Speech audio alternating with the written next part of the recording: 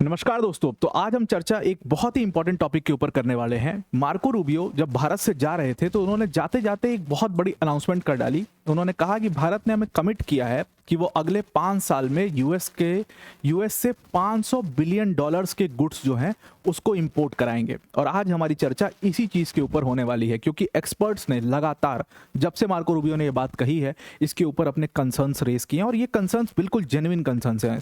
Experts का कहना है कि क्या इंडियन इकोनॉमी इस टाइम पर यूएस से इतने हाईली बड़े साइज के बड़े टिकट प्राइस वाले आइटम्स, वो भी 100 बिलियन हर साल, क्या वो इंपोर्ट कराना सही होगा? क्या इंडियन इकोनॉमी ये एब्जॉर्व कर पाएगी? और इस पॉइंट ऑफ टाइम पे जब इतना क्रूशियल सब कुछ चल रहा है, ऑल प्राइस राइज हो गए हैं, करेंसी वीक है, तो ये जो डिबेट है पूरी तरीके से ये सारी चल रही है। और दूसरी एक बहुत इंपॉर्टेंट बात है कि क्या ये डील बोथ साइडेड डील दिख रही है?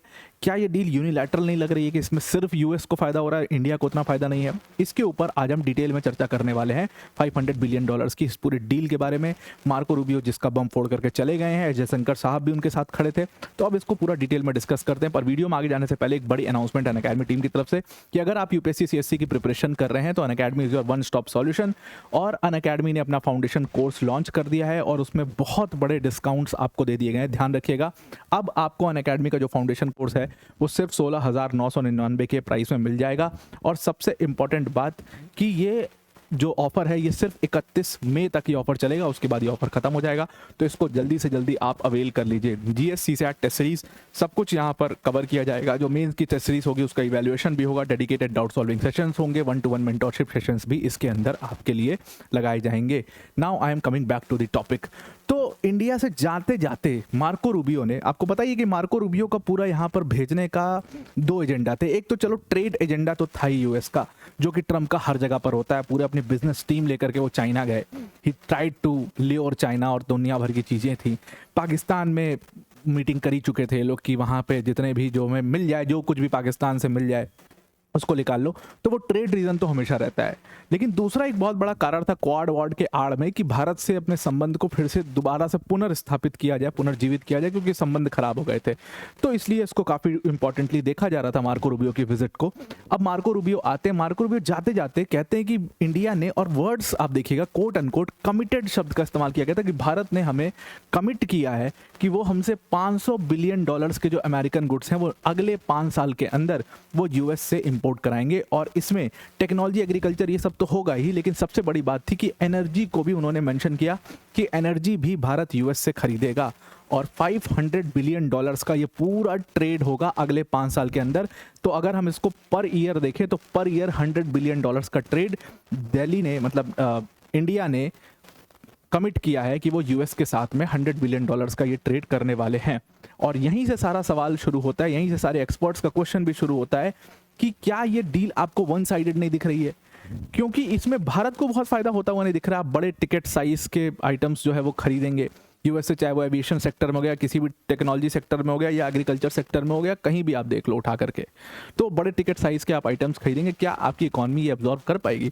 अब इसकी बिहाइंड द स्टोरी पूरी समझने की हम कोशिश करते हैं कि एग्जैक्टली हुआ क्या है और इतनी बड़ी डील कैसे हुई है।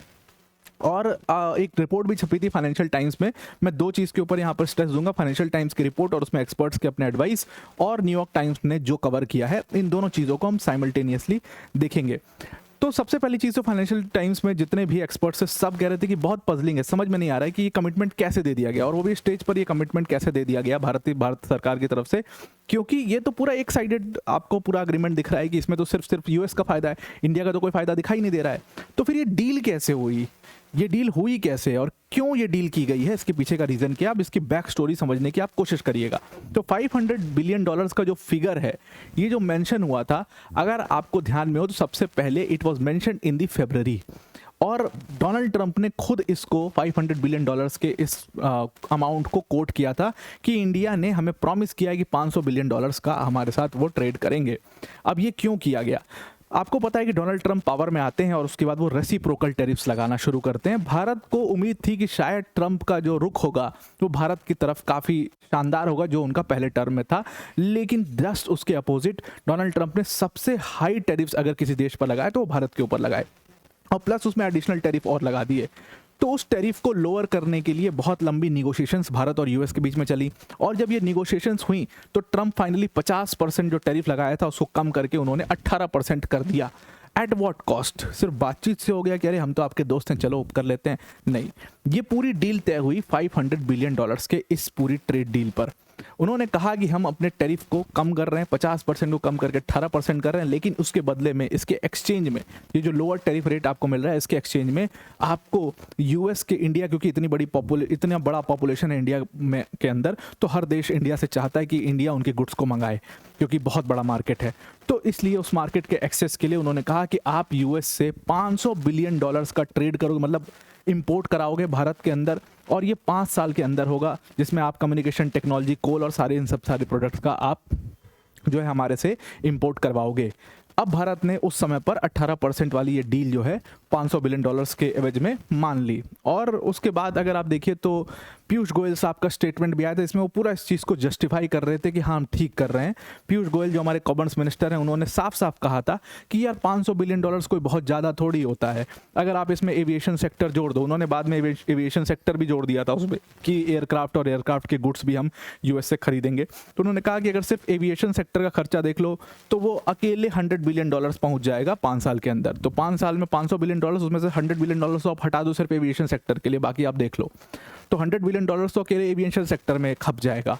और हम जब वो एयरक्राफ्ट और उसके एयरक्राफ्ट के गुड्स हम खरीदेंगे तो पीयूष गोयल साहब पूरी तरीके से उसको जस्टिफाई करे कि ये डील बिल्कुल सही है। लेकिन पीयूष गोयल साहब के स्टेटमेंट के जस्ट बाद एक बहुत बड़ा इंसिडेंट होता है, और वो इंसिडेंट होता है यूएस सुप्रीम कोर्ट का जजमेंट। तो डोनाल्ड ट्रंप ने जो रेसिप्रोकल टैरिफ लगाए थे और जो फेंटानिल रिलेटेड टैरिफ्स लगाए थे, सुप्रीम कोर्ट ने यूएस की कह दिया कि वो पूरी तरीके से इलीगल हैं। और उसके बाद डोनाल्ड ट्रंप को और ट्रंप एडमिनिस्ट्रेशन को section 122 of the trade act of 1974 उसको इन्वोक करना पड़ा था, जिसके तहत ये हुआ कि अब एक यूनिफॉर्म टैरिफ 10% का सारे ट्रेडिंग पार्टनर्स पर लगेगा। ऐसा नहीं है कि आप अपनी मर्जी से किसी के ऊपर 100% लगा दो और किसी के ऊपर 5% रहे। सबके ऊपर अगर आपको टैरिफ लगाना है तो 10% का यूनिफॉर्म टैरिफ रहेगा। वो सेक्शन 122 वहाँ पर अप्लाई हो गया। अब ये सब कुछ जब हुआ, जब ये पूरा सुप्रीम कोर्ट का जजमेंट आया और ये सब कुछ हुआ, तब तक भारत की डील हो चुकी थी। अब क्योंकि ये यूनिफॉर्म टैरिफ 10% सबके ऊपर लग गया, तो उन देशों का फायदा हो गया जिन देशों ने यूएस के साथ डील नहीं करी थी, लेकिन उन देशों का नुकसान हो गया जिसमें भारत भी एक था, जिन्होंने यूएस के साथ एक डील ब्रोकर कर ली थी ऑलरेडी। और पीयूष गोयल साहब के वो पूरे जस्टिफिकेशन रिमार्क के बाद सुप्रीम कोर्ट का ये पूरा जो जजमेंट आया, इसने पूरी तरीके से चीज़ों को और ज़्यादा कंसर्निंग बना दिया। अब यहाँ से एक्सपर्ट के कंसर्न शुरू होते हैं। एक्सपर्ट्स कहते हैं कि भाई ये बहुत ही अजीब सी बात है कि क्या हमें अभी भी, जब सुप्रीम कोर्ट का जजमेंट आ चुका है यूएस के अंदर और ट्रंप ऑलरेडी बैकफुट पर जा चुका है, तो फिर क्या हमें $500 बिलियन की ये जो नेक्स्ट 5 ईयर्स में हमने पूरा ट्रेड कहा है, ये सच में हमें कमिटमेंट देनी चाहिए, क्या हमें करना चाहिए, हमें मना कर देना चाहिए इस चीज़ के लिए, क्योंकि ये सही होगा। और इसमें इस पूरे आर्टिकल के अंदर फाइनेंशियल टाइम्स में जो था, पीयूष गोयल साहब का जो अर्लियर जो स्टेटमेंट था जिसमें उन्होंने जस्टिफाई कर रहे थे, उसको काफ़ी क्वेश्चन किया गया है। इस बेसिस पर क्वेश्चन किया गया कि क्या इंडियन इकोनॉमी इस चीज़ को एब्जॉर्व कर पाएगी, क्या हम इतने महंगे एयरक्राफ्ट के गुड्स, इंजन्स, उसके साथ में दूसरे सेक्टर्स की भी जो महंगे टिकट प्राइस के आइटम्स हैं, क्या हमें वो यूएस से लेना चाहिए, जब हमें वही चीज़ एग्जैक्ट उसी तरीके की चीज़ सस्ते में कहीं और किसी और जगह से मिल सकती, किसी और देश से मिल सकती, तो why should we go to US? इस चीज़ पर सवाल किया गया, और वो भी इस टाइम पर जो बहुत ही खतरनाक टाइम है, जहां पर यूएस ईरान का वॉर की वजह से ऑयल प्राइसेस राइज हो गए हैं, उनको मज़ा आ रहा है। दूसरी तरफ अगर आप देखो तो इंडिया की करेंसी सबसे ज़्यादा वीकेंड है इस समय पर। क्या हमें इस टाइम पर ऐसी कोई डील करनी चाहिए? क्या ये फीसिबल होगा? और सबसे बड़ी बात कि क्या ये $100 बिलियन का जो पूरा आपने टारगेट रख दिया है हर साल, क्या ये फीसिबल होगा? क्या सच में हम लोग जो है यूएस से इंपोर्ट करवाएंगे? जब तक आप कोई एक्सप्लिसिट पॉलिसी नहीं बनाती हो कि नहीं यूएस वाली कंपनी से ही, अमेरिकन सप्लायर से ही खरीदना है, तब तक कोई क्यों खरीदेगा? तो ये अपने आप में एक फीसिबल चीज़ नहीं दिख रही है यहाँ पर, और बहुत ज़्यादा इसको लेकर के जो हिसाब किताब है वो गड़बड़ा रहा है। अब इसको अगर हम हिसाब किताब देखें और हिसाब किताब की श्रेणी में आए, तो यूएस भारत का सबसे बड़ा एक्सपोर्ट डेस्टिनेशन है। भारत अगर सबसे ज़्यादा एक्सपोर्ट कहीं करता है तो वो यूएस में करता है। अगर टोटल एक्सपोर्ट्स 2024-25 के डेटा के हिसाब से टोटल एक्सपोर्ट्स का 1/5 अकेले यूएस जाता है। और यूएस में जब आप इतना बड़ा एक्सपोर्ट करते हो, वहाँ से इंपोर्ट हम बहुत ज़्यादा नहीं करते, तो उससे क्या है, एक हमें ट्रेड सरप्लस भी है। बायलेटरल ट्रेड सरप्लस सबसे ज़्यादा यूएस का है। हमारा और इंडिया और यूएस में इंडिया को सबसे ज़्यादा फायदा है क्योंकि वो ट्रेड सरप्लस में है। तो अब अगर आप वहाँ से 500 बिलियन डॉलर्स के गुड्स जो है वो इंपोर्ट कराना शुरू करोगे तो ये ट्रेड सरप्लस जो है वो ख़त्म हो जाएगा। दूसरी चीज़ कि इससे हमारा ट्रेड डेफिसिट बढ़ेगा। इंडिया का अगर टोटल ट्रेड डेफिसिट देखें that is 283.5 billion dollars already, और अब उसमें 100 बिलियन डॉलर्स जो है ये अगर आप जोड़ दो तो ये एक बहुत बड़ा कंसर्न जो है वो भारत के लिए बन जाता है। और इसीलिए एक्सपर्ट्स ने टाइम एंड अगेन पूरी डील के ऊपर क्वेश्चन उठाया है। और सवाल फिर से वही है कि क्या भारत को ये कमिटमेंट फॉलो करना चाहिए अपना, क्योंकि ये कमिटमेंट दिया गया था तब जब सुप्रीम कोर्ट का जजमेंट नहीं आया था। तो क्या भारत को क्लियरली ये चीज़ नहीं बोल देनी चाहिए कि भाई सुप्रीम कोर्ट का जजमेंट है, सबके ऊपर यूनिफॉर्म टैरिफ लगा हुआ है, तो फिर हम क्यों 500 बिलियन डॉलर्स को फुलफिल करें। और शायद ये मार्को रूबियो को ये कम्युनिकेट कर देना चाहिए था, शायद ये कम्युनिकेट नहीं हुआ, इसीलिए मार्को रूबियो जाते जाते उन्होंने फिर एक बात याद दिलाने के लिए बोल दिया कि भारत ने हमें 500 बिलियन डॉलर्स का कमिटमेंट दिया है। एकदम सेम ट्रंप वाली बात फरवरी में जो हुई थी वही सेम बात मार्को रूबियो कह करके गए हैं।